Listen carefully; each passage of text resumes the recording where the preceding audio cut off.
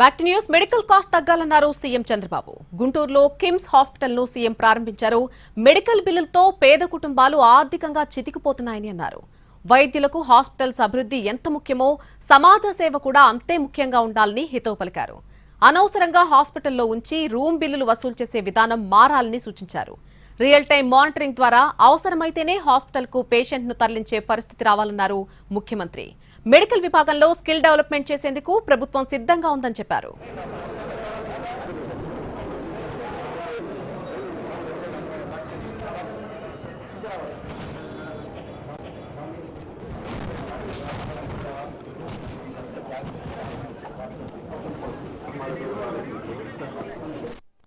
Medical cost ఎట్ట తగ్గించాలని ఆలోచిస్తున్నాం.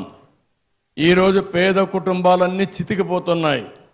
ఓసారి బాధేస్తుంది, ఓసారి ఆరోగ్యం గురించి మాట్లాడుతున్నాం, ప్రోగ్రెస్ చూసి ఆనందపడుతున్నాం.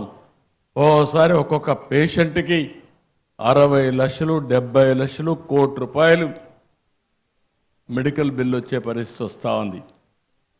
చాలామంది ఆస్తులు అమ్ముకొని కూడా ప్రాణాలు కాపాడుకోవడానికి కష్టపడి ముందుకు పోయే పరిస్థితి వస్తున్నారు.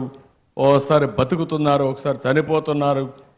కానీ చనిపోయిన తర్వాత ఆ ఫ్యామిలీని చూస్తే ఫైనాన్షియల్గా చితికిపోయే పరిస్థితికి వస్తున్నారు.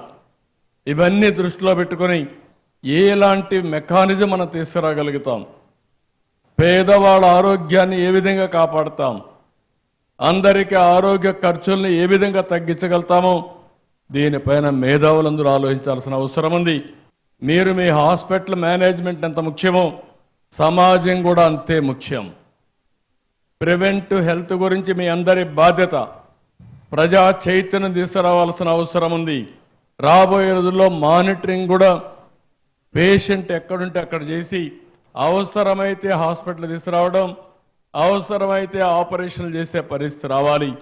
అప్పుడే కాస్ట్ తగ్గించగలుగుతాం.